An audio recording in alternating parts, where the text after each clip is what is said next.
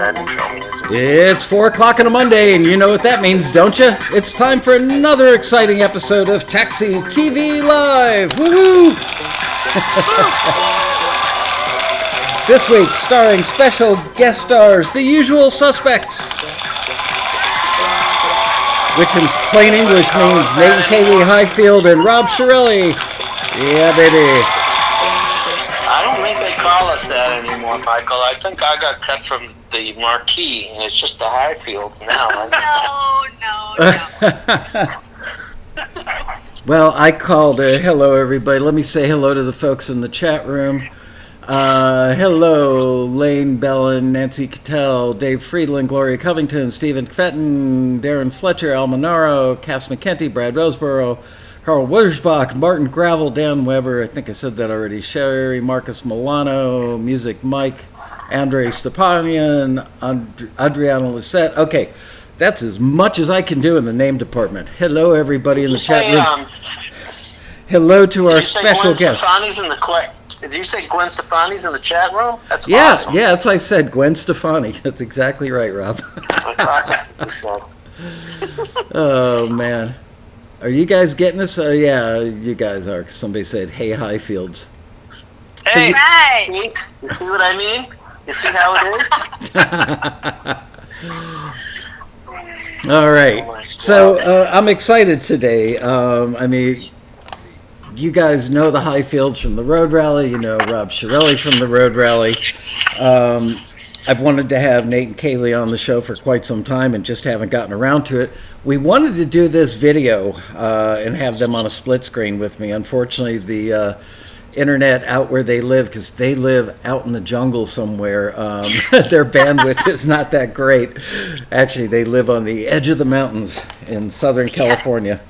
And I think a gopher chewed through their cabling out there. Anyway, so mountain lion. A mountain lion. There. Do you know somebody in my neighborhood? And I don't want to mention where I live, but somebody in my neighborhood, 4 houses away from me, got video of looks like about a 6-month-old mountain lion roaming around their front door about a week or 10 days ago. Whoa. Yeah. Weird, huh? That's crazy. Yeah, I think I told you guys, I've got a coyote that now comes up on our patio and sticks his nose on the glass of the French door, looking in the kitchen like, hey, anything left from dinner?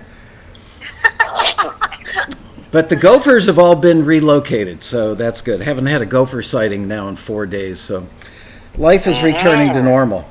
Anyway, I want to do a couple of quick bios here, just for those of you who may be watching this who've never actually met these guys.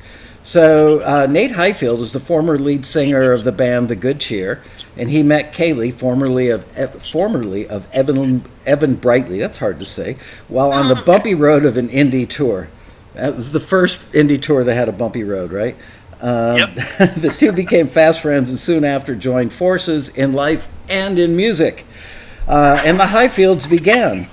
You've probably heard their music in numerous ads. It's funny, this bio must be a couple of years old because it says numerous ads like T-Mobile, Pay Less, and many, many more. I think there's like 20 more we could add to that now, which I'll ask you about shortly. A few years ago, this indie rock duo teamed up with multi-Grammy winning, multi-platinum producer, mixer Rob Chiarelli, and they're tearing it up in the magical world of sync, especially in the lucrative field of music for advertising. Together, they are called the usual suspects, unless you ask Rob. Most of you already know Rob from his many years at the Road Rally and being a star on Taxi TV. But for those of you who may not be familiar yet, he's a multi-Grammy winning, award-winning mix engineer and producer with dozens of gold and platinum albums. His credits include Will Smith, Pink, Pitbull, Kirk Franklin, Madonna, Christina Aguilera, Ice Cube, Charlie Wilson, and Stevie Wonder, as well as numerous motion picture soundtracks, including Men in Black 1 and 2. Say hello to Nate Highfield, Kaelie Highfield, and Rob Chiarelli of the usual suspects. Woohoo!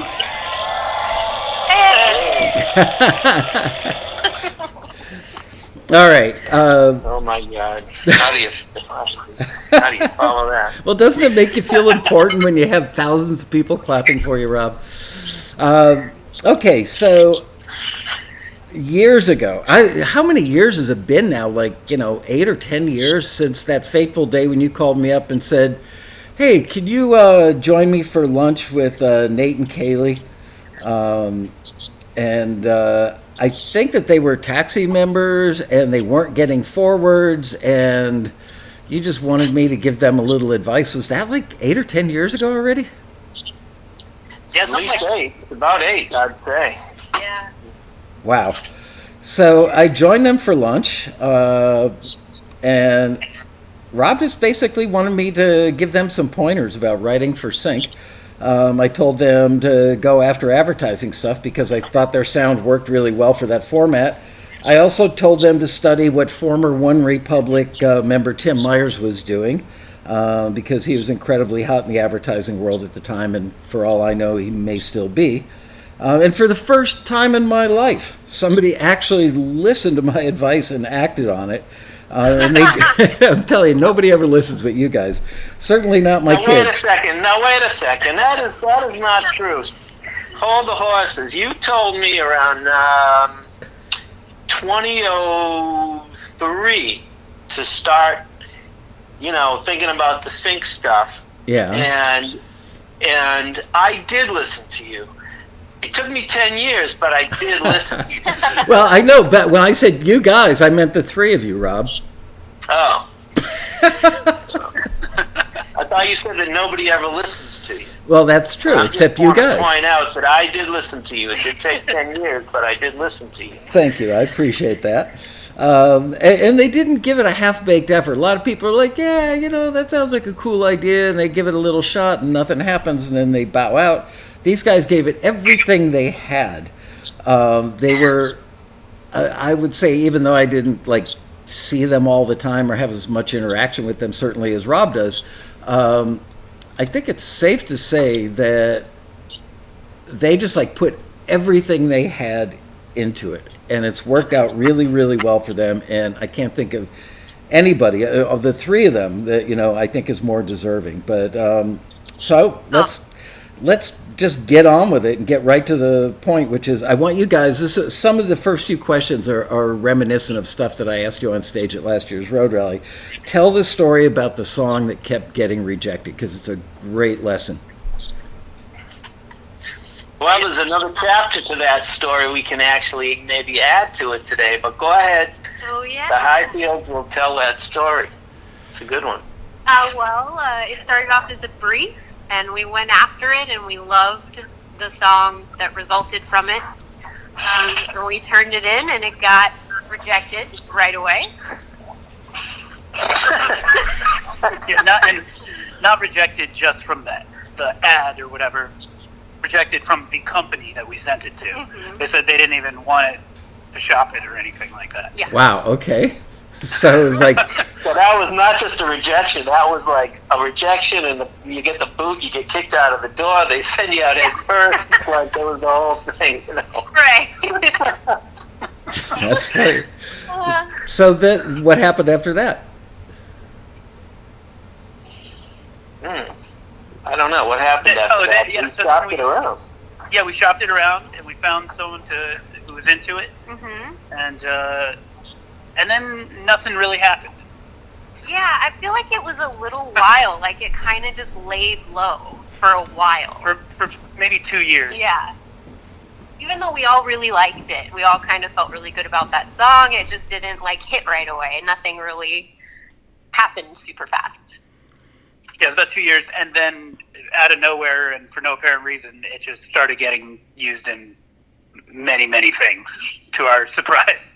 And delight. Mm-hmm. So give us some example. First of all, what was it called? It's called Bold. Oh, gee, that one. Is it a fair statement to say that is among your most productive and your highest income earning songs? Yes, definitely. Yes, definitely. So it just goes to show you, And what's the new chapter with that song? Have you heard of the new AHA drink from Coca-Cola? I have not. Okay. Well, it's in an ad for that now, so it's cool. It's their new sparkling water. They're trying to keep up. Wow. That must have paid like $50 to $100, right? Because it's Coca-Cola. Oh, It man. was tens of dollars. Yeah, congratulations, man. That's like everybody's dream, I think, that does ad music, is to land something in a Coca-Cola spot. Wow. Yeah. And we were excited. We were excited. It's so cool. Yeah, when did that happen? Recently? Yeah, very recently. Like 2 weeks ago, maybe? Wow. If you got to be going through quarantine, that's a hell of a way to go through it, huh? Yeah. And you couldn't even go out to dinner to celebrate. That sucks. I know. Oh, we're going to be going out to dinner to celebrate. We celebrate all the little victories, which I think is important. And we've got a few that we need to go out. Well, as soon as this thing is over, we're gonna have to have some fun. Yeah. But I think the best thing about this, story is that, I think if we let it get us down, or if we didn't keep, grinding away, who knows, right? Yeah. Who knows? I think the best thing that happened really is that song got rejected, because that opened up other opportunities and forced us to maybe push it a little more. And every time you get rejected, I think you can take it as you can either use it as motivation, and if anyone's been watching the Michael Jordan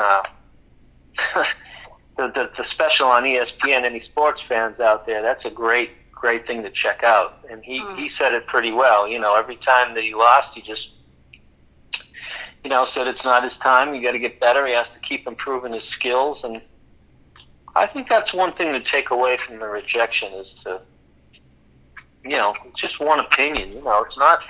It's not the end of the world. And I think you can have success, and that's a great example of really getting booted out the door and then just Definitely. Well, and just I think later we came to appreciate their honesty, that it wasn't something they felt like they could really use, because they didn't tie up our song, and it allowed us to still have it and to still put it out in the world and shop it to other people. So that's another thing I think we've learned, is that it's really amazing when you find people that are willing to be honest with you. That's a great point. A lot of companies might, just hold it and not tell you that they could. Not every song is right for every company. Maybe that's, worth saying too. Yeah, for sure. I remember Nate and Kaelie were getting frustrated when they were Taxi members that they weren't getting forwarded. And you said to me before last year's road rally, Rob, I can't remember if the three of us were together at your house, or if it was just you and I getting ready for road rally stuff, but I was recounting the fact that they weren't getting any traction through Taxi, and I thought they were great, but I never ever talked to the screeners about what they're working on, so I had no influence over that. And you said, I got to be honest with you now, looking back on that, they weren't ready yet. And that says so much, because you didn't give up, and maybe you weren't ready, but I think you did exactly what Michael Jordan did, which was you used every rejection as an opportunity to get better. And look at you now. That is that's our company motto too, is I guess we got to get better whenever those rejections come in. Yeah, that's what Rob said. I remember really early on, he's like, well, I guess we're not good enough. Let's keep, let's keep doing it. So speaking of Aha, the brand name of the new Coca-Cola drink that you now have a song planted on, was there an aha moment when the light went on and you understood what the key differences were between writing songs for records or writing songs for your band and writing songs that would work in advertising? I think it was a slow, dimmer switch. There was no normal light switch. We had to just, grind for a very long time, and things slowly appeared and became more clear, I think. Mm-hmm. I definitely remember in the beginning, though, getting briefs, and it would have the word freedom in it, and we would find, we have this song, and it says freedom once in the bridge. And I remember thinking, it fits, so we've definitely learned since that point, that's not really what they're talking about, just having the word in there one time. They want the feeling of freedom, the energy, the vibe, the whole thing has to be what they're looking for. A lot of taxi members make that exact mistake. Usually new taxi members that haven't had the light go on for them yet. And they join because they've got a stash of music that they've done over the years. And they see a listing that says, must be about freedom. And they've got a song that they wrote 12 years ago. And it's got one line with the word freedom in it. And they submit it. And then they can't believe the screener didn't forward it. So I'm glad you brought that up. And I'm glad that you had that revelation because... that's a big one, I think a lot of people are talented enough that they could succeed more than they have previously if they just paid attention more closely. Mm-hmm. Yeah, for sure. As talented as folks are, and we've seen it over the years. Every year at that road rally, the talent is crazy. Year after year it gets better. And but as talented as somebody may be, it is unrealistic if you think about it. If you step back for a second, it's kind of unrealistic to expect that you write a song or two songs, send it in, and then all of a sudden, everything just opens up. It's not really that kind of business. It happens. We hear those stories, but it's a journey, and it's a very difficult one. You really do have to apply everything every day of the week to it and improve and learn. And one of you mentioned the mistakes that people make, and one of them I think is that it's to think that, their work is good enough, quote unquote, for sync, because they, are at some higher level or, it's not that. The best people in the world, are doing this. And folks that are doing well in the sync world are every bit as talented as the folks who are doing good in the record world or the film world. Mm-hmm. It's a very high art form. And the more, I think, every day that goes by, I think we see that. And it is hard. Mm-hmm. It really is. So I think having reasonable expectations and trying to learn it every single day is probably a good... we live by it pretty much. I think it's a good thing to maybe mention, Mm-hmm. Yeah. The songcraft itself, I know that it's very different. But when people move to Nashville, here's a good analogy. When people move to Nashville and they start learning how to really write country, which is something that I think takes at least 5 years of being there and working at it every day and meeting the right other writers, and you're writing up with people above you and learning a little bit from them every day. Have you now absorbed I hate to use the word gestalt. Have you absorbed the rules of the game for writing for advertising to the point where you don't have to sit there and think about, well, we have to do this because writing for advertising, this is one of the rules that makes it work better. Do you still have to remember those rules, or are they just ingrained in you now because you've done it enough? I think or are you just writing, or if I can continue the question, or are you like writing just great songs and just applying like some simple, like hard endings and stuff like that? Like, what I'm getting at? Mm-hmm. Yeah, I think it's all kind of intuitive at this point because we have gone through thousands of briefs, written directly to them, seen responses, gotten feedback, gotten positive and negative things happening, and it all kind of slowly just seeps in and becomes pretty natural at a certain point. Mm-hmm. We did have to think a lot, I think, early on, and wonder why things weren't right. And to Rob's point too, like I there's just at the core of it, we just want to write great songs, and we want to get better every time we write a song. So we definitely have those like borders in our minds as we're writing. But at the core of it, we just want a great tune at the end of the day.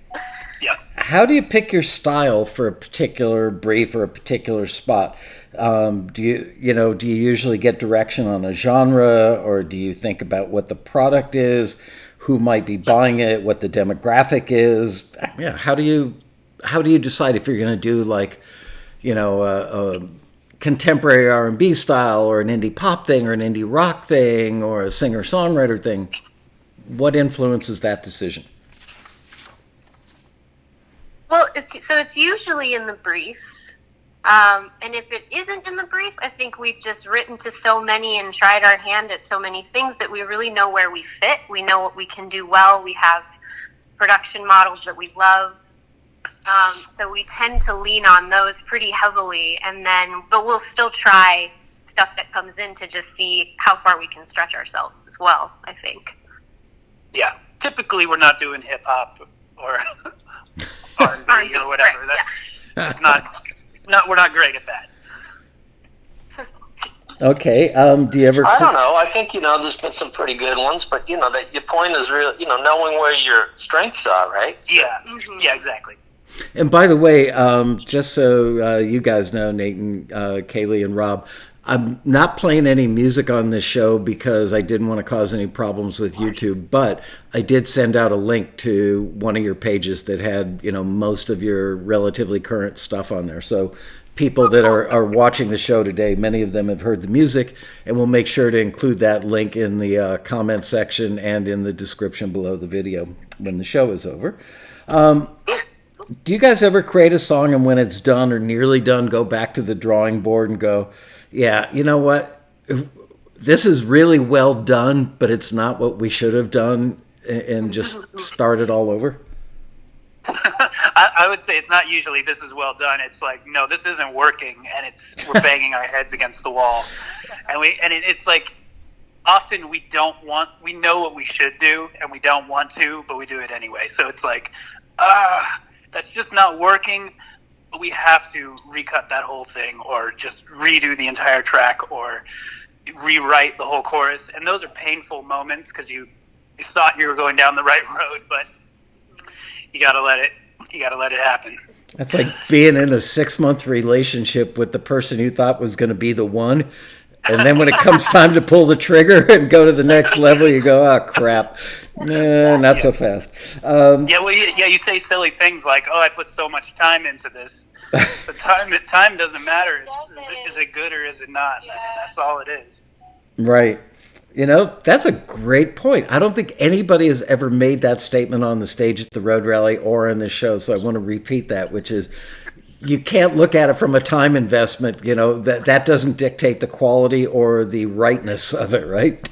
Yeah, definitely. Yeah, I wish we could send that out with the songs and be like, also, we spent 2 weeks on this song, so take that into account when you decide whether you're going to use it. I get that, from Taxi members who are frustrated with us all the time. It's like, I used a Grammy-winning engineer to record this, or I've been writing songs for 24 years. How can you guys reject me? And none of that stuff really matters. It all comes down to, is it the right thing for what's been asked for? Yeah. So how do you guys decide what tempo? I mean, I'm going to go through a series of these questions, like, what tempo, what key? So let's start with tempo. I can tell you this, we're terrible at starting in the right tempo. Rob knows that. Rob is aware of that. Rob is aware. Every time we're like, check out this song, he's like, oh, that is way too slow. I know. We always have to speed it up, usually. I think we just get so excited about, like, it's written and now we want to hear it done, and we just barrel through, and we need to, like, slow down and stop and... How do you decide what the key should be? Start singing. Just singing it? Yeah. See if it feels right. Change it if it doesn't. Those are moments actually that are painful, I think, when we've tracked a whole song and we go, oh, this doesn't sound good. It's in the wrong key. And we end up having to redo a ridiculous amount of work. Wow. But, And how do you decide if it's going to be a male lead vocal or a female? Well, sometimes, they'll ask for that. That will also be in the brief. When it's not in the brief, what would you say? I guess knowing our voices is very, very important. My voice is super young and sweet, so if there's like a really happy track, a lot of times we'll go with Nate because he's got this really cool indie vibe. going on. So I probably, once again, it's knowing your lane, knowing what you can knock out really well. Yeah, I guess actually what she was just saying was we kind of try to do a contrast a lot of times. So if the song is supposed to be sweet and happy, we won't put Kaelie's sweet, happy voice on it because it gets too sugary that way.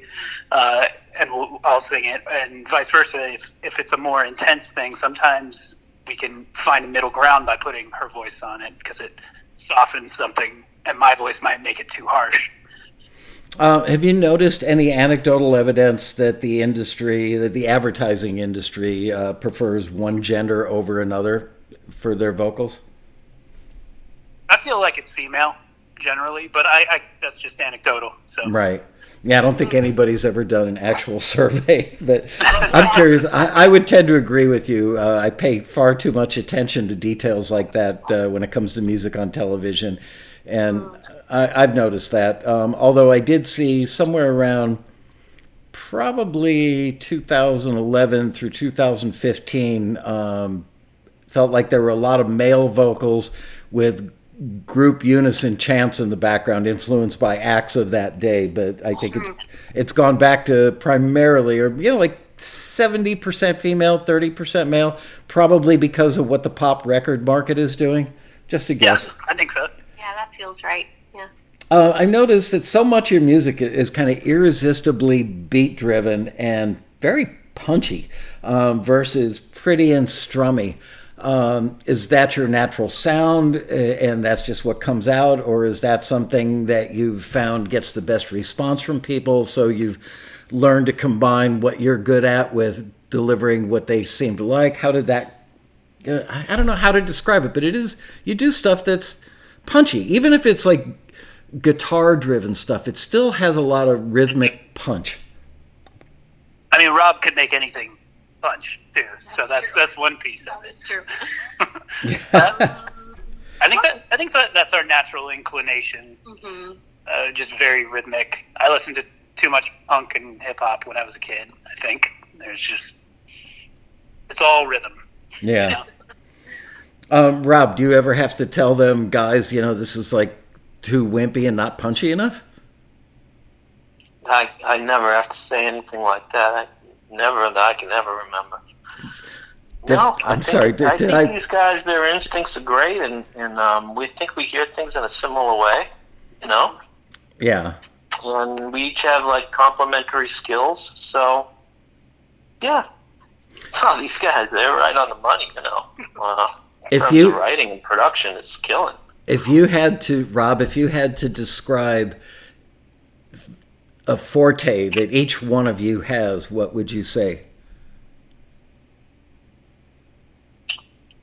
You want me to describe a forte? Okay. Yeah. That's a good question. Well, that's pretty tough, but I would say my forte is making Mai Tais. Only on Mondays. And I don't know. I think that's really an interesting question. Yeah. I think at times when I get a song from these guys, I'm drawn to the lyrics, and then sometimes I'm drawn to the melodies or the arrangements. I don't know. That's really interesting. I'd have to think about that. It's not a simple question. I feel like they're both strong in everything. Musician-wise, like being great musicians, being great singers, being good arrangers and producers, and it's pretty darn balanced. I do make the better Mai Tai. That's one thing. That's true. That's undeniable. No one can argue with that. Yeah. I mean, another point along with that is I think we've talked about this before, but like finding that supporting role or partner or someone to bounce things off of. At least everybody, we're just bouncing things between the three of us, all different directions, all the time, and that's just the most valuable thing you can find. Like if you're by yourself, you could be great, but you could be even greater if there's someone to really, show you what you're not hearing. Wow, it's a good thing you both went out on that indie tour, huh?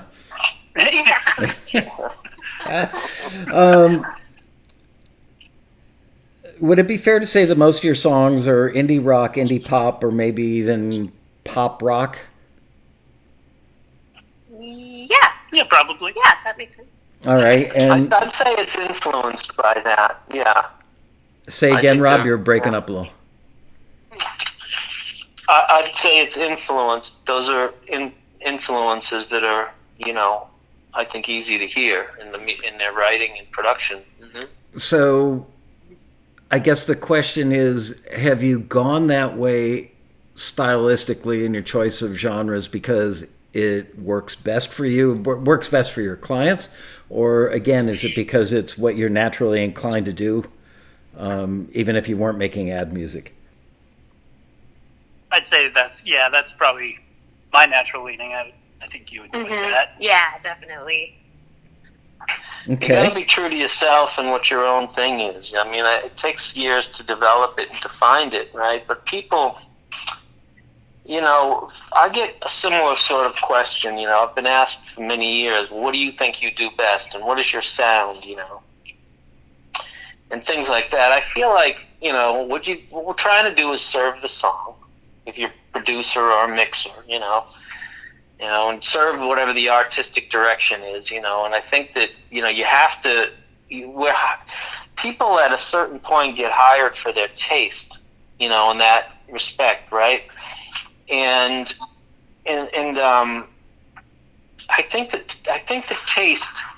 I think our tastes are pretty similar. We like the similar kinds of music. We always love a great song. Doesn't matter what the genre is. And I think we're really open-minded people in terms of music and production styles. And I think you guys have always been true to what you truly like. You're not fakes. You're not trying to do stuff that you think is going to work. You're not sitting with a mathematical formula or a list of things that might work. I've never seen that from you guys. No. And I've seen that from some folks. It's almost like they have a checklist, and it never really feels right when you kind of do it paint by numbers. I think you really do have to. People who said it to us about 5 years ago, someone said, might have been Michael, they want a piece of you in every song. It was. Who was that?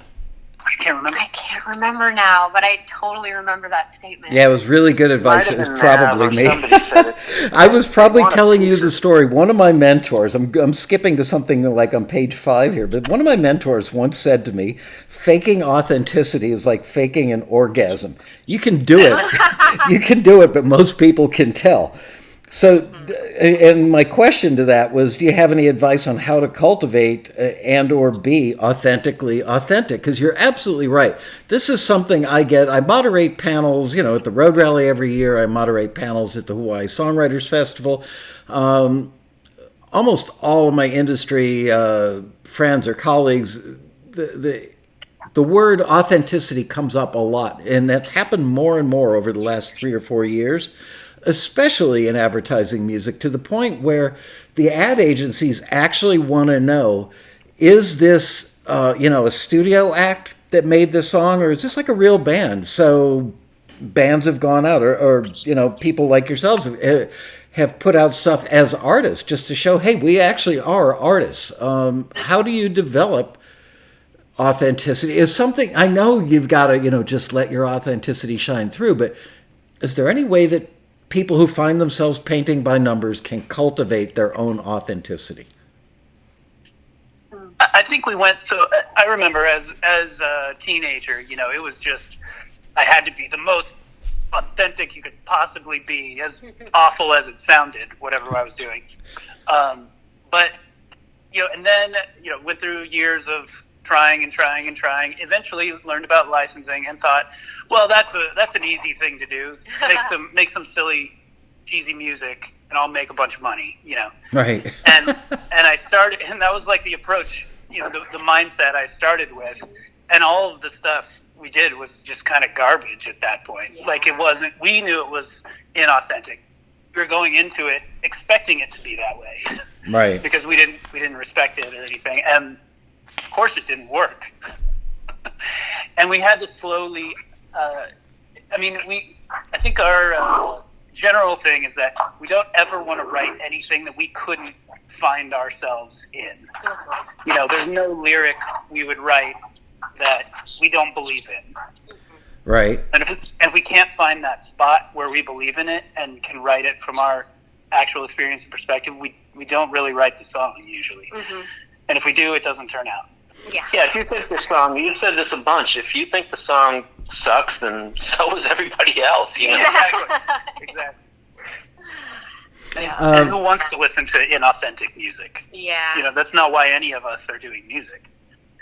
Interesting. Yeah, you have to do your very best at everything. I mean, that's just, it seems like, that's just a life thing, right? So if you're going to do it, right, do it as well as you can.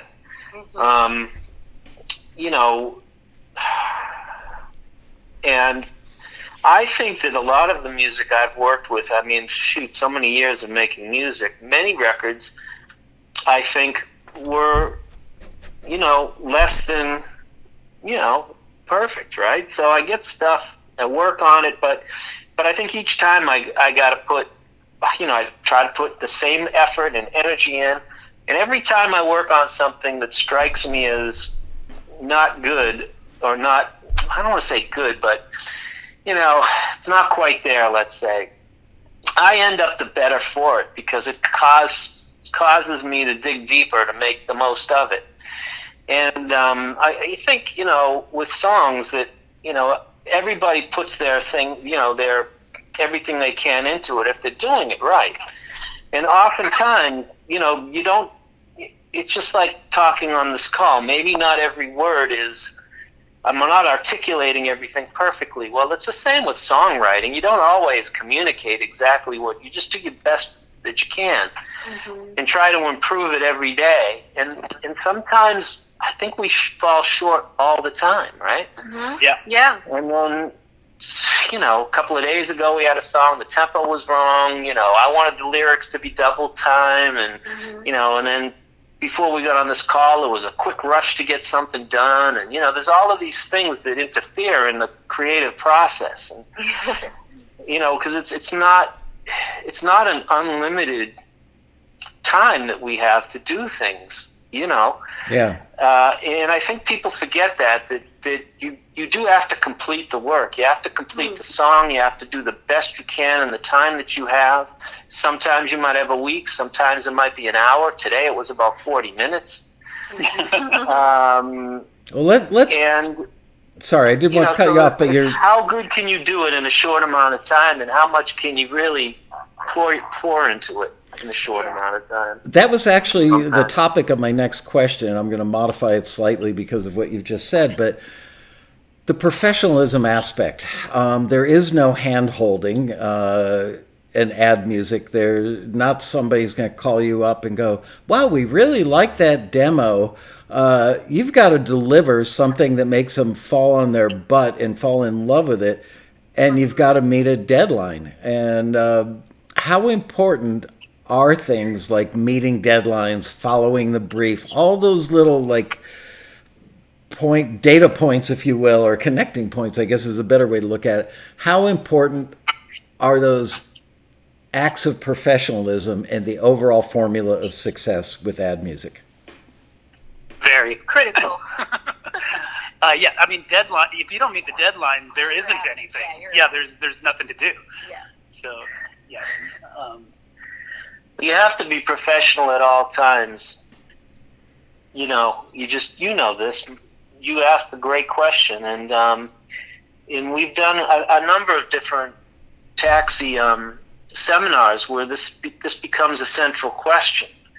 It always does come up. How do you approach the business? How do you approach, collaborations, or if somebody wants a change? There's this thing that that always comes to my mind, and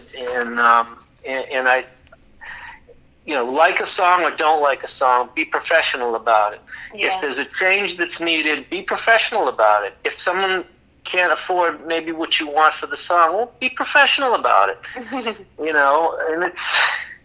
And I think in fact, we just went through two things in the last 10 days. One example, right there laughing because I'm not going to say who, but one person handled something terribly unprofessionally, and someone else handled it perfectly professionally, and it was the same situation, right? And I think in terms of deadlines, turn it in on time because it's expected. And when they say by the end of the day in the ad world, it's 5 o'clock East Coast time generally, or 6 or something. But, in the record world, that's like 2 in the morning the next day. It's a little bit different. So you got to understand the framework that we're working within. But at all times, be professional, especially when you're being asked to make changes or somebody might be appearing to be critical of something. You see, we love comments. You guys agree, right? We love to get feedback. We don't always make the changes. But by and large, we do, because if people are willing to give us feedback and help us, that creates a great working relationship with folks, and things are always worth the try. Yes. And advertising, I don't know how many people watching the show know this, but I know you guys know this. I used to work at the busiest audio post-production facility anywhere on the planet that, if there was advertising done in New York, there was a good chance it got done at that studio. So I worked with ad agencies every day and saw how they were very indecisive. They're very creative people, and oftentimes in the control room, even just for something like a voiceover, you'll have the person who came up with the spot, the creative director. You'll have the writer who wrote it. You'll have the vice president of marketing at Coca-Cola or Hertz or whatever the company is that the ad is being done for in the room. You may have their assistant from the company in the room. You may have the account director from the ad agency. So you have, somewhere around 6 to 10 people in the control room, and it's a lot of groupthink, and they're trying to come up with what the definitive way to go is. And ultimately, a lot of times it's the engineer sitting at the console, or the voiceover person, or the producer out in the room who may be, the composer and conductor of the 30-piece band for the jingle. Whatever the scenario is, they can't make up their minds really well. So that trickles down in advertising to people like Nate and Kaelie and Rob in the form of, we love it, but. Is it possible where you said shiny smile to substitute that with I'd walk a mile? Well, yeah, but then the whole meaning of the lyric is just toast. It doesn't mean anything. It doesn't make sense anymore. Yeah, but can you do it? So am I telling the truth, guys? Yeah. Okay, so how do you deal with that? How, when you've created this piece of art and put your heart and soul into it, and you've delivered on time, and you've met the deadline, and you're so proud of what you've done, and then destroy it by doing something that just chaps your ass? How do you remake? There are moments where that's painful, but our immediate reaction really is, we're going to write another one tomorrow. Let's make that one even better. It's never a loss because you've learned, you've created. If they don't want that verse, well, I love that verse, and that's the beginning of my next song. So it's really tempting to be upset, but there's so much freedom to just do whatever you want to do in your next project. And if they're in the ad agency talking about a lyric change, I mean, that is certainly not a battle to fight. I mean, that's a battle that's already won. You just have to bring it across the finish line. Yeah, don't you want the money? Yeah, you want that. Right. I mean, it's not just the money, but it's the idea of, it's just, it's funny because when I was younger, I used to think that my way was the only way. I had a vision for a song. What do you mean when you were younger? Well, we worked together when I was very young, right? Right. And I had a vision, and it had to be that way, and it was rough to deal with me, I'm sure. But then over the years, I saw how professionals worked and how, oftentimes one idea may not be the perfect idea, but it does, spark other ideas, and then and things do improve. And then you see that there is amazing talent out there, and people have different perspectives and different life experiences. And then, if you can learn from this stuff, and you grow from that stuff.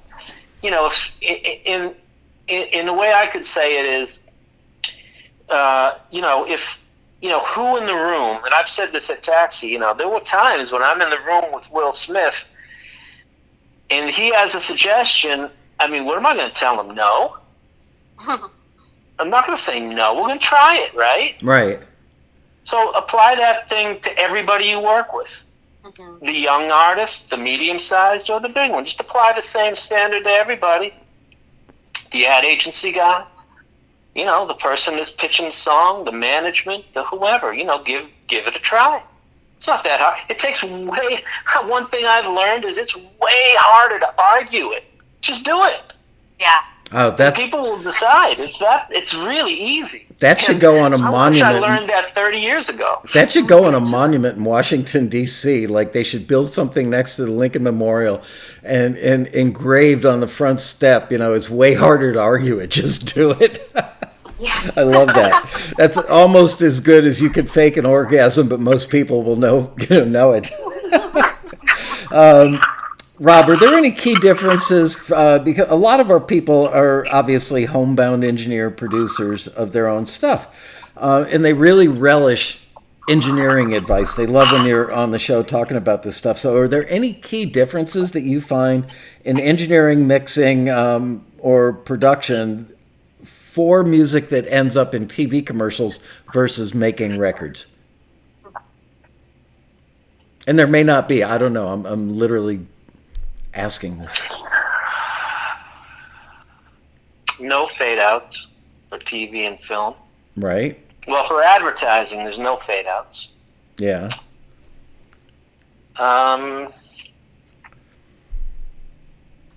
No, I don't think I'm conscious about too much other than that, and I don't even have to think about it because these guys get it. They don't give me fade outs anyway.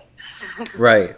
But from an engineering standpoint, I think if you're trying to serve the song, then you can't go wrong.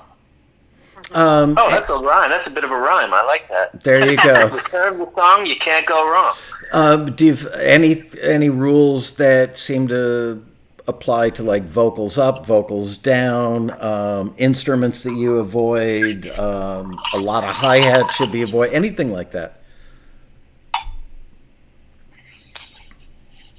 I try to avoid accordions and bagpipes as much as possible. I could... Other than that, no, I don't think so. It's funny, as I'm sitting here talking to Rob, I'm looking out the back window of our house. I've got the curtains mostly closed for the lighting for the show, but I could see like the chimney of his house from here, and that just made me want to throw something at you. Wow. It's my violence. Yeah. Yeah. Did I say something wrong? Did I say something out loud that I shouldn't have? No, just it was sarcastic and in a funny way. I don't think so. I think engineering and mixing and all that, I mean, it's not like I would change the master fader volume or I would make something brighter or anything like that. There's nothing, I wouldn't say the vocals need to be particularly loud or quiet. I feel like most of the stuff these days are really records that people are making, and they just happen to work for, they work for ads, and they put them in TV shows and movies. I feel like it's not like it was 20 or 30 years ago where there were jingles and, that's not really what we do. We're really trying to make records every day, and those records, right? Oh yeah. And think about like the briefs you get. They say, oh, we wish we could use this Bruno Mars song or this whatever Crosby, Stills, Nash Young song. So they would love to use the real pop records, but they can't afford it. So right. Yeah, I don't know. Is it unless you shoot? What do you think? Is there anything that I'm missing? You asking me? What do you think? Yeah. I think that it's an art form unto itself in this regard, and I would love to get some consensus or not from you guys.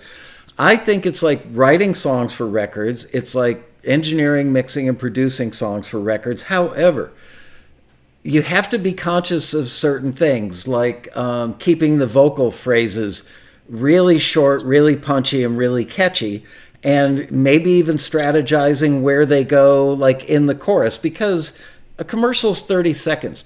And it's not like most of the time your song is going to be the featured thing throughout the entire commercial.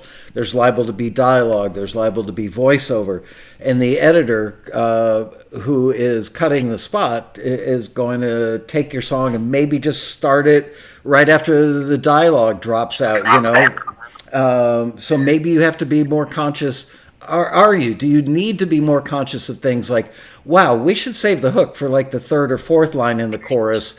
Do you ever think about that stuff as you're putting your songs together? Because you wouldn't have to think about that necessarily writing a song for a record.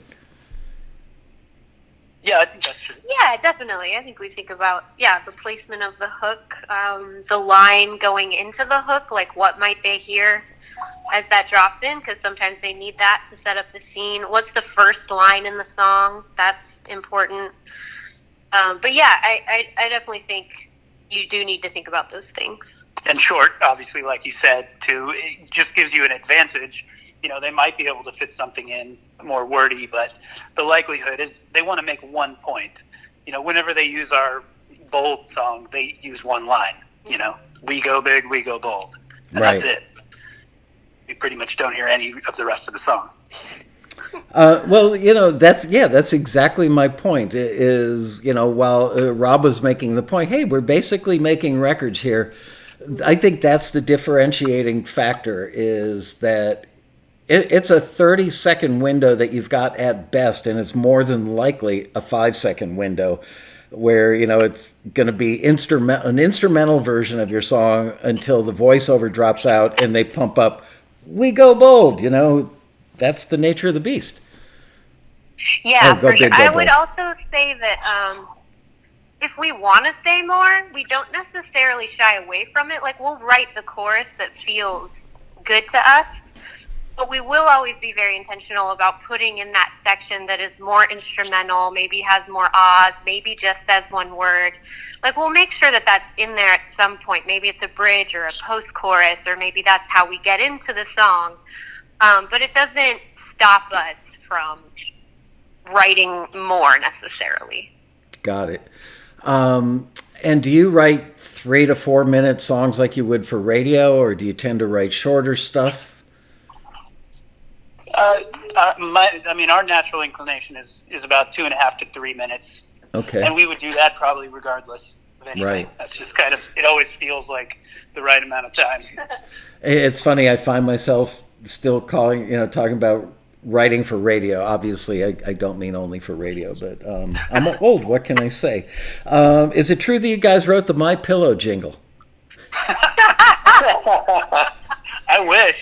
Yeah, no kidding. No, but we did the 1-800-CARS for kids. There you go. Oh, that's a classic. No. No. I was sitting here late last night, like around 11 o'clock, working on these questions. I had done like an earlier draft, and I was sitting on the couch trying to just stop working, and something made me think, I can write better questions. So I came back over to the computer, and I'm about, 12 to 15 feet away from the TV, and in the background I heard the My Pillow jingle, and I thought, boy, whoever wrote that is like the luckiest, happiest person in the world. I know. That's awesome. I don't care how bad it is. It's actually quite catchy. Okay, so do you ever think about us? Oh, we talked about that, the strategy of where lines fall and stuff. Talk to me about chord progressions and melody. Are there rules that you've learned along the way, like don't use minors, don't get too rangy with the melody because it might make the vocal distract or something? Are there any of those rules that you've learned that you could pass along to our viewers? Yeah, I think a really, rangy, flourishy vocal is probably pretty distracting. When they're looking for that one little simple statement, if you're riffing on it, it's probably not going to work. Minor, some things need minor chord progressions. I guess ads overall probably wouldn't be in a minor key. Right. Yeah. What would you say? Rob, you notice anything? I think this good craftsmanship on the song is universal, really. I don't know if there's anything I would have noticed over time that your writing or anything else is just, anything revealing there. I think great writing is great writing. I don't think you could say, let's make sure we hit that, minor third, or, hit the fifth on the melody or stuff like that. And, your stuff, like,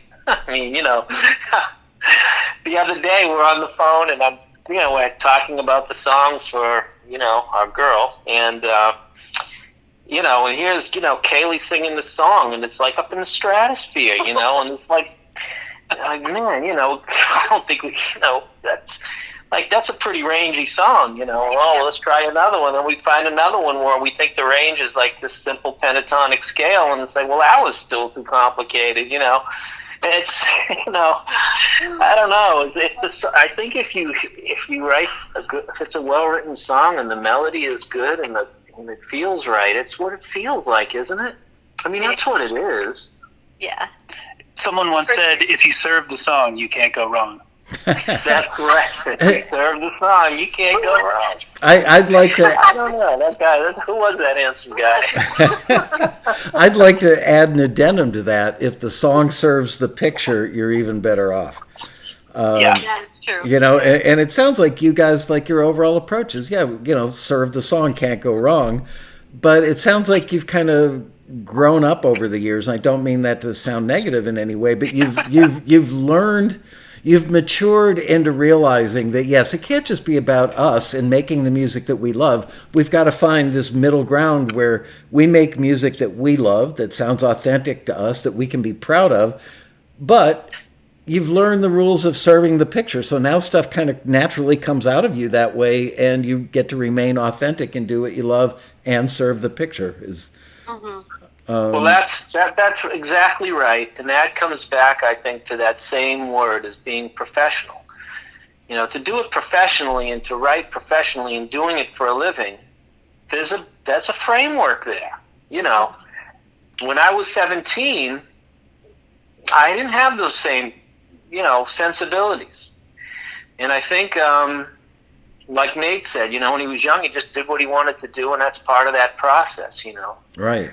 And then you become professional and you realize that there are certain rules. There's a framework within which we have to work.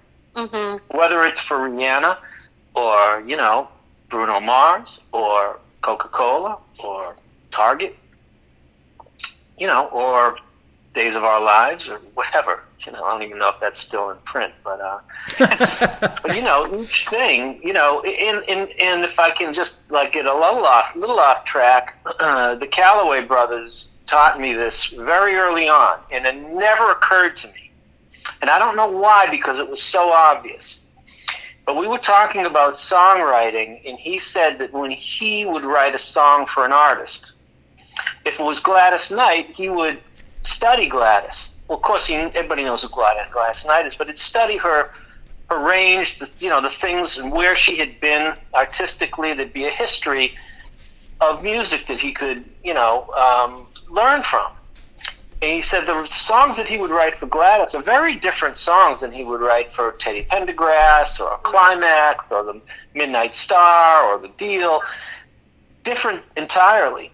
And the light went on in my head. I thought, of course it's different. Different artists, right? Right. So from a writing and production standpoint, he would tailor his craft to the artist. Because he'd study where were they, he'd know where they've been, so he'd know where they could go, right? And that's a framework. You wouldn't give the same song to Ariana Grande as you would give to, Paul McCartney. No, you wouldn't give something to McCartney, but let's say Ariana Grande or I don't know, or anybody else. Adele. I mean, Pink or somebody that's totally different. Right. So there's this framework that I think if you're aware of it, it doesn't mean you abandon all your your feelings about the writing and the integrity of the writing and stuff. But there is a framework that fits for the Fast and the Furious as opposed to WrestleMania 77 or whatever they're on. Right? They're different things, and they look for different things. So being aware of those things and just applying your craft to it. A mix would be different that I would do for, let's say Pink as opposed to Christina Aguilera. There'd be a different approach to it, right? Different voices, different ranges.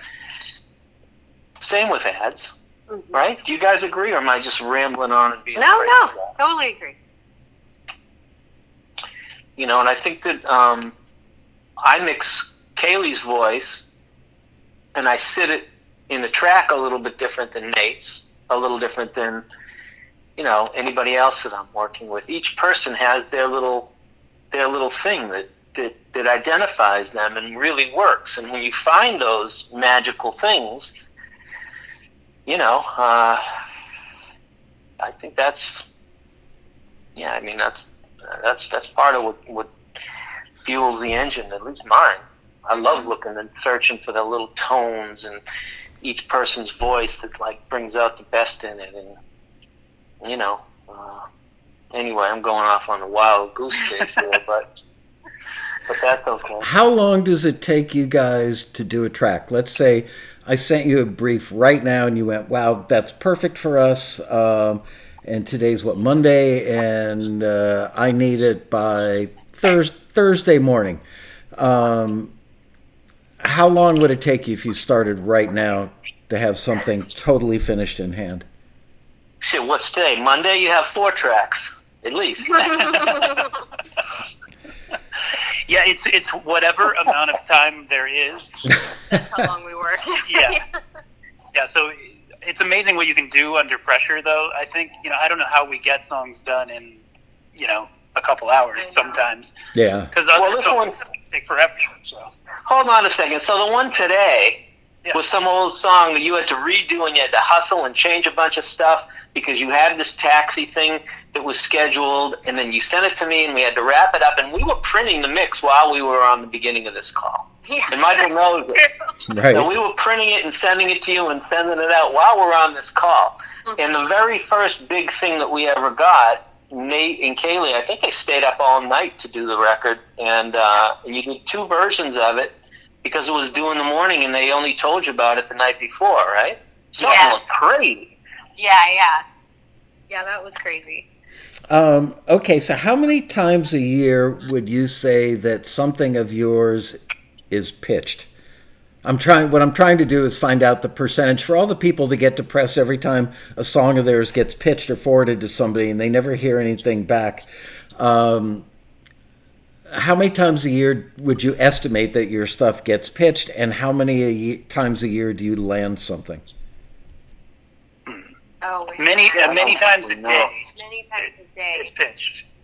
Okay, many. Is that many as in 16 or many as in 3 or 4 or? I don't know exactly, but I'd say somewhere between the 2. Okay, so varying days. Let's say 9 times a day, 5 days a week, your stuff is getting pitched. And how many times a year do you land a spot that generates a check of somewhere between $10,000 and $100,000? Oh, man. Well, hold on a second. We're getting into some other stuff here.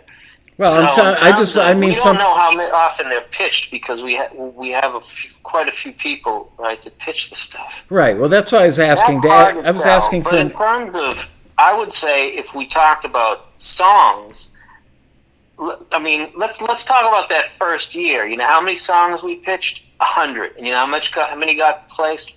1. Right.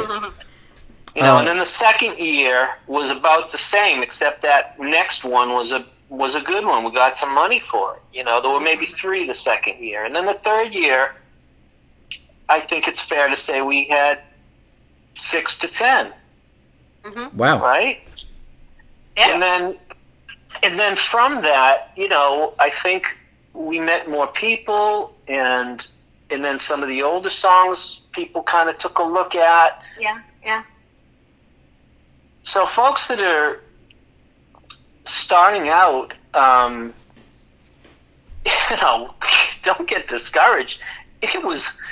We had the worst luck, and that's what you started this thing with, by saying we wanted you to, and this is true because I wanted you to talk to us because we thought, you know, we needed help and pointed in the right direction because we were having no luck.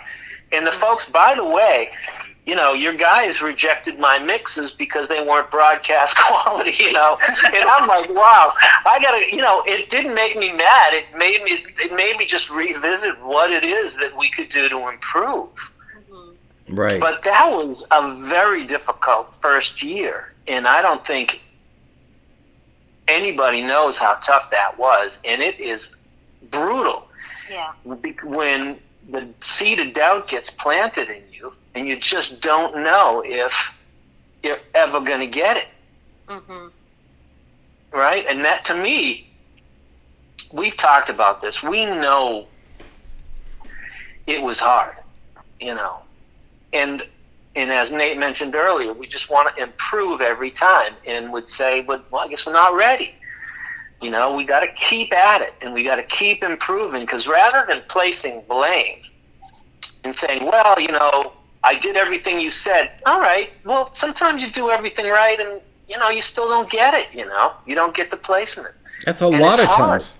Yeah. I'm glad you brought that up, because I want people to understand exactly what first of all, I know the three of you well enough to know that you're all really hungry to learn, and you've always had that about you, you know. You've been that way, Rob, since when I first met you. You were like, I don't know, 20-something, I think. And, you know, you drove me crazy. I'd be sitting at the console working on your stuff. And literally every time my fingers touch that console, you go, why did you turn that knob? Why'd you move that fader? And I'd have to explain it. But your hunger was obvious. And Nate and Kaelie, I obviously don't know them as well as I know you, but they've always like, yeah, tell us anything that, you know, will help us learn and move forward. So I think that's had so much to do with the success for the three of you as, you know, a unit, and each of you severally, is that your attitude is just so damn good. I know people that are as talented, quote unquote, as you are, but they've been largely unsuccessful because they do blame everybody else, and they don't look at it, you know, every failure is an opportunity to learn. So hats off to you guys for that. Also, the taxi members, you know, one of the things that when you started the company and you told me about the idea, you wanted to be able to give feedback to members. That was one of the big deals that you had, right? Yep. And I think that in many cases, I don't know if you've ever taken a poll, probably not, but I would wonder, you know, how many times people take that on the chin and they take it, you know, personally, and how many folks out there say, you know what, you know, let me look at this objectively and take that criticism or take those comments and really see if I can, you know, improve in that area. Mm-hmm. And I think over time, you know, especially for young folks, you know, it's important to listen to anybody and everybody's advice if it's a professional, right? So the people that are working at taxi, they give you a comment. They're professional people. They're not trying to be jerks. They're legitimately doing it because they have a love for it and they're sharing their knowledge. And you really should check it out. Mm-hmm. Yeah. And then over time, the more you know, become experienced, and have developed your own artistry and your own sense, then maybe certain comments you learn to discount, and others you maybe credit a little more. But that's a life's journey, because I don't know anybody who ever said to any of us, "That's perfect" the first time out. Mm-hmm. I mean, there's always little comments from just between the three of us. Nate said, "Hey, can you go back to that old snare?" Okay, well, I'm not going to fight him about it, right? That was this morning. Yeah. So I would go back to an old snare. I'm not going to take it, but send it back to him. He goes, "Up, that's great. Let's print it." And we're done. So, okay, I got it. Move on. If somebody says, change a lyric, change a freaking lyric, Give it a try. See if it works, Give it a chance.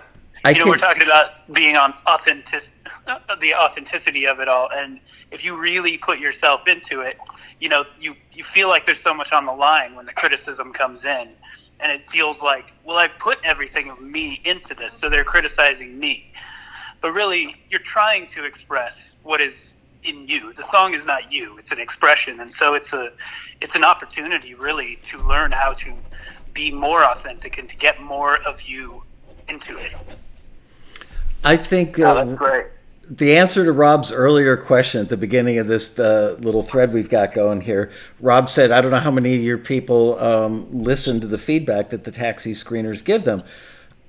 I could almost tell you, I can tell you with a lot of certainty, the people who are successful have integrated the feedback over the years. They've developed thicker skin, and they've learned how to integrate what they've learned from the feedback. And the feedback is not right 100% of the time, but it's mostly right, especially when you see 3 or 4 screeners over some period of time making the same comment, like your vocals are pitchy or your chorus doesn't pop enough. After 3 people have told you that, pretty believable, because you're right, Rob. They're not trying to hurt you. They're not trying to be jerks. They're all musicians, and they actually delight in finding something great. The people who don't listen to the feedback and who don't come to the road rally and don't watch Taxi TV, those are the people that join Taxi thinking that they can pitch 2 or 3 things. Somebody will recognize how brilliant they are. It doesn't happen for them over the first few months. They say F Taxi, and they probably go online somewhere and say, "Yeah, I joined Taxi. Yeah, they suck." And they never renew. So over the years, the good people keep renewing, and the not so good people, at least the people with the wrong attitude, don't renew. So that's why the membership, I think, keeps getting better and better and better every year. It's self-selective. Wow. That's amazing. Yeah, that's cool. Way back when I first moved to LA, I wrote a song, and I took it in the studio. I was playing it, and Chucky Booker comes in and says, "That's a great song. I really like that. Why don't you put some drums on it?" I'm like, "Nah, I kind of like it the way it is." And a few days later, I'm still working on it. Gerald Albright walks in and says, "Oh, that's a really good song. I can't wait to hear it when you have some drums on it." I'm like, "Yeah, I kind of like it the way it is." And then, someone else comes in, like 3 or 4 people come in, and then, Craig, the studio owner, here's all these comments, and he's like, "What the hell is wrong with you, man?" But he walks in and tells you the song's a great song, and you keep and they all say the same thing: "Put some damn drums on it," and you keep saying no. Why don't you when everyone walks in the room and says, "Put some drums on it"? Well, don't you think maybe it's time to put some drums on it? Yeah. So then, then I put some drums on it, and the song gets placed, and everything's great, But I mean, I'd still be resisting I still think it's better without the drums. Talk about, I love using my own stupid stories, because it just shows how out of touch I was, and how you can get into your own, little rabbit hole, And still to this day, I kind of like the version which was, piano, strings, and vocal. Hey, Rob, you know what we have to do someday, Rob, is get my mom. I took my mom to the prom, which was a song that Rob wrote, and I worked with him on it back in like 1985-ish, maybe 84, somewhere around there. We should play. That was about 10 years before I was born, but okay. Right. We should do a Taxi TV where we analyze that track by track. Yes. You know what? I'll tell you what. I'll do even better. What we do is we re-record it. We'll have Nate sing it, and Kaelie will do the backgrounds. We'll do the whole thing. We'll do a 3-part segment. We'll do the miking. We'll do the drums. We'll do the guitar. We'll do the overdubs. No. I think we should put you in Lasco. You put on the wedding dress. There you go.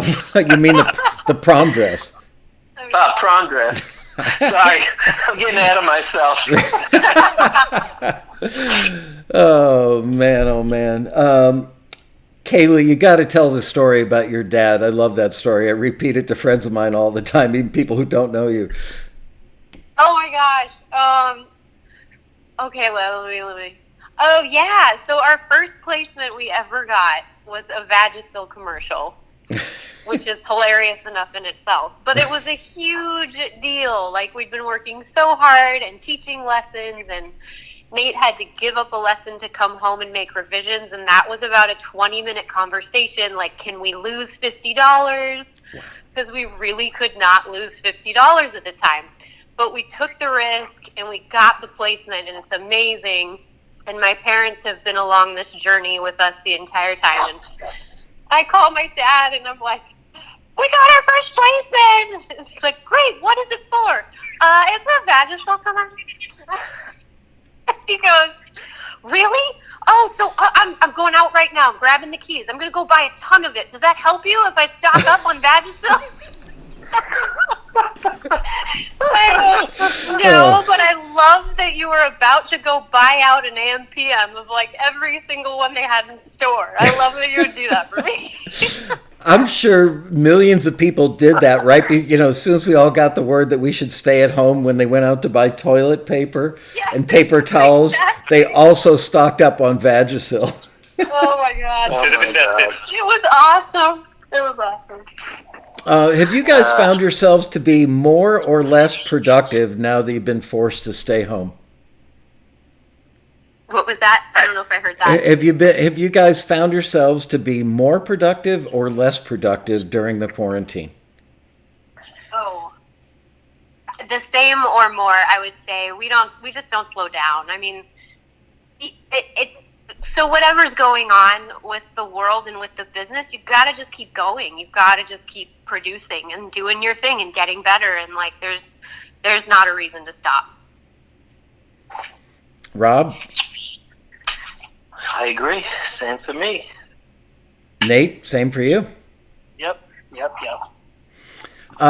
When you guys have a decision to make, luckily there are 3 of you, do you have, any sort of democratic vote? Like, is there any, I'm not looking for any, like, infighting stuff, but are there times where, like, Nate and Kaelie, look, they're husband and wife. They live a few miles from you. They hang up the phone after a conversation and they go, I don't think Rob is so right about that. Or maybe Rob and I'm sure that happens all the time. Or what about if, Rob and Kaelie are feeling something and Nate is not? How do you guys settle those disagreements? I only know of one disagreement that we've had in the 7 years that we've had our company together, and that was when they wanted me to take more money for something. And I said no, and we just left it. That was that. Wow. True, though. I don't think we've had a disagreement. I think generally, if one person is really not feeling something, then we go, okay, cool. Yeah, that's a big deal. Wow, I mean that's pretty ballsy. What if the other? I mean, there are cases where the other 2 are going, I can see that Nate's really not feeling it, but I just in my my heart of hearts, I don't agree with him. Really, you guys just let it go, huh? Yep. Wow. Yeah, we know there's going to be more. It's like a long run thing, Man, I gotta say. And then the next time someone else is uncomfortable, then they'll get their shot too. So clearly, Nate and Kaelie will never need marriage counseling. That's amazing. Yeah, I mean, that's probably the best advice a marriage counselor could give you is, don't. I'm not saying that's the way it works in my marriage. Oh, come on. Your wife is awesome. Right, because she puts up with me. That's the truth. I think for us, it's always been like, with bands, you have these. My kid's band is the same way. There's 4 of them. It's like if anybody feels really bad about something, then just don't do it. Don't play that card all the time. Yeah. Yeah. People have to be, again, professional about it and understand, like, you can't fight every battle like that. I mean, there's some big ones that we've been on the phone and we've, again, recently, it's not that we disagreed. I think it's about, at least with us, I can honestly say, like, we bounce a lot of things off of one another, and we try to arrive at the right decision, the right thing ethically, morally, business-wise, personally, whatever those decisions are, we trust each other. It's not about, conflict. Uh-huh. And It can be with bands and stuff like that. I mean, you can easily get into that. But again, with my kids' band, it's the same thing. If one of the kids in the band doesn't feel strongly about not doing something, then, they just don't do it. Move on to the next thing and find something that you all can agree on. And keep moving forward, because those things tend to be the steps back. And you take too many of those steps backwards, you find yourself in a hole eventually. You got to step in some mud. You got to keep going forward. Yeah, and rely and trust on one another, and with trust one another. That's great advice. We're lucky. We've got 9 minutes left, so I want to take some questions from the guys in the chat room. So, guys, start cranking out your questions. If you could put the word question in all caps before you type the question, that'll help me see it as they go flying by. And while they're working on that, here we got one already. Sorry. Question. You have some really good electric guitar performances in your songs. Have you ever had to do something a little darker or grungier for briefs? Oh, have we ever had to do something darker or more grungy? Yeah. Question. Yeah. Mm-hmm. Yeah, and I love that. I mean, I'm a guitar player, and I like getting dirty with the guitar for sure. Somebody asked a question. Where'd it go? Oh, Dean Turner asked a question I actually had on my list that I hadn't asked you yet, which is, do you get performance income from the commercials? Yes. Okay. And also do you make SAG or after income from the vocal performances? Occasionally. Mm-hmm. That's real nice when you can get that, but it doesn't frequently happen, I would say. Let's see. How many tunes a year do you produce? For ourselves or for everybody combined? Well, let's just say for ourselves, I'd say, would you guys say about 2 a week fully produced? Yeah, that's about right. So just the 3 of us for our own little team, 100. Plus other people, it's got to be at least another 30 or 40, maybe 50. Wow. Yeah. And then for me is mixing, which is a separate sort of business. I do another 200 songs and mixes a year, at least. It's probably 250. Crazy. Wow. What level do you print your masters at when you submit them? Minus 0.01. That sounds minus 0.1. Say that one more time. Sorry. Minus 0.1. Okay. It sounds like the new coronavirus death rate. I was watching last night when I was trying to stop working. It's like, wow, it went from like 5% down to 0.001 or something. It's like, wow, when did that happen? Nobody told us, which is a good news. Obviously not good news if you're a family member of somebody that was in that percentage, but good overall. Yeah. Do you ever submit directly to ad agencies? Yeah. Hang on a second. Is there a minimum number of vocal lines needed in a song to qualify for SAG ads? No. Oh, I'm not familiar with their rules, really. Yeah. I think. Does it have to do with that? I mean, we've seen things where it's only our song and it's just tons and tons of lyrics, and that it doesn't. I think it's just how they work it into their budget, or not. Somebody's asking, in today's market, is there ever a platform to submit something not broadcast quality? I want to clarify, because I saw this question being talked about in the chat room before. This lady is asking, Nancy, in the advertising world, no, they want to hear it pretty much ready to go. But yeah, in the record world, obviously people are open to hearing demos. In the advertising world, is it fair to say, guys, that it's extremely rare? I think it's rare in the record version. I think these days, when you send in a song, whether it's to a recording artist or an ad agency or someone that's going to pitch the song, that's what it is. I mean, the demos, and there's no such thing in our world. In my world, there's no such thing as demos. There may be demos at some level, but I haven't seen anything like that. Like when we send a demo to someone, that sounds like a record. It sounds done. Yeah, that's the main thing. We might get asked for a demo, for some ad where we write for it, but they call it a demo, but we do it as fully produced as we possibly can because we don't want to leave anything to doubt. Right.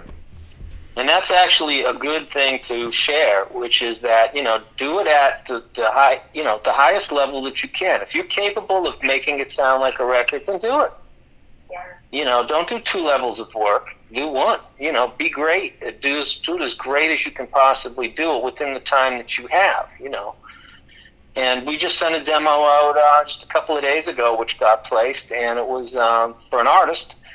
And that song, I think I worked a couple of days on it. Nate and Kaelie wrote the song. We knew we had an opportunity. They got it to me like in a day, and then that was the one I mentioned earlier. I wanted the chorus to be twice as quick, and, we worked on it together and knocked that thing out, and that demo sounds like it could be on the radio today. That's the way to do it, I would say. Yeah. Rob, totally off topic, but the other day I was in the middle of doing a taxi TV and I was trying to reference an artist for something, and I kept saying, it's that guy who was one of the dancers on Dancing with the Stars. Rob did a record with him, and it was an amazing thing. What was the guy's name? Mark Ballas. Oh, that's right. Mark Ballas. Ballas, right? Yep, great player, great singer. We had a good time doing that one. I love that record. I remember calling you up at, I can't remember if you gave me a copy, if I went out and bought one, but I listened to it. I got goosebumps from that thing. I was so proud of you in particular on it. Not that he's a slouch, and now I can't remember what the other day I was trying to reference it to make a point, just totally lost it, like I'm losing it now. All right, we've got about a minute and a half. Well, the point is to do the best you can at all times. Yeah. And demos aren't demos anymore. I mean, I think we would be lying if we said we sent something out to someone that didn't sound like it could be on the radio. Mm-hmm. You gotta. It's easier to get to 10 from 9 than it is from 3. Yeah. Somebody's asking a question. I'm just going to go ahead and answer quickly because I know the answer. Do you work with one ad agency or several? Several. You never ever put all your eggs in one basket. Never. And plus, one ad agency might only have 6 big clients, so that would be severely limiting. If you guys had to estimate this, all 3 of you can venture a guess on this. I think that sometimes people think that when you submit something, you meaning kind of you universally, anybody, when you submit something, that they asked you to submit something, so you've got a really good chance of nailing it. How many other people are also submitting that are kind of like at your level and competitive with you. Let's take the Coca-Cola thing. How many, or the AHA thing? How many other people do you think they listened to for that? Was it you and one other person? Was it you and 22 other people? Go ahead. I don't know, hundreds? Hundreds with an S? What's that? Hundreds with an S. Yeah, plural. Okay. Yeah, because a lot of times taxi members are forwarded for stuff and they go, well, when am I going to hear? And my answer to that is probably never. You know how many songs we submitted? We must have submitted 500 songs and nobody ever got back to us on any of them. Yeah. Yeah. You know, and people who work with us, new people, Seth is a great example, or, you know, Greg, you know, we've got a couple of people that we're working with now, and, well, you know, we let them know we've submitted your songs for certain things. Oh, well, when will we hear back? Put it out of your mind. Mm-hmm. Don't ask again. I have no idea. You probably won't hear back. You only hear back if they want something. You know, if they're going to take it, or if it's in the final 2 or 3. Yeah. Like a lyric change. Yeah. Right, exactly. Like a lyric change. So that's a great point. So now they want a lyric. So you're in the top. If you get that lyric change request, then you're in the top 5 probably. Yeah, you should make that change, and you should make it as quickly as you possibly can. Yeah, that's a great sign. You want a lyric change? That's not a bad thing, you know. Yeah, no, it's the best thing ever. It means that 100 people are gone. So. Right. Well, thank you guys. This has been a very illuminating hour and a half. We're out of time, but thank you for taking the time. And also thank you for taking the time to do this, knowing that you had to meet a deadline on something literally right up until the minute that we went live on this. I appreciate it a great deal. And I can't wait to see you guys when we're allowed to see each other again. That will be a happy day. Yeah, that will be a happy day. What else do I want to say? Okay, so for those of you watching, especially those of you watching the archive later, we're going to post a link in the comment, or not in the comment section, in the whatever you call that section under the video. I can never remember the name of it, but it will be under there. You'll be able to click on it and hear the music from these guys. And also, we're going to pick out the person who asked the best follow-up question in the comments below the video. We are going to give a copy of Robin Frederick's book, Shortcuts to Songwriting for Film and TV. So make your comments. The video will be up in about 10 minutes in the archive section. Make sure that you ask your questions like in the next 24 hours so we can pick a winner.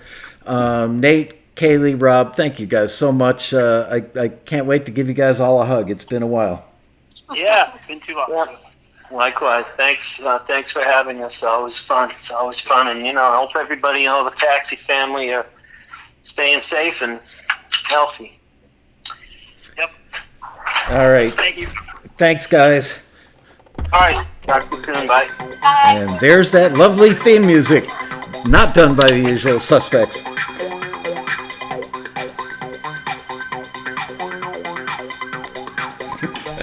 All right, thank you guys. I hope you found that to be enjoyable, educational, and profound. I will see you tomorrow, right back here at 4 o'clock for an episode of our Quarantini Happy Hour, and see you then. Bye-bye.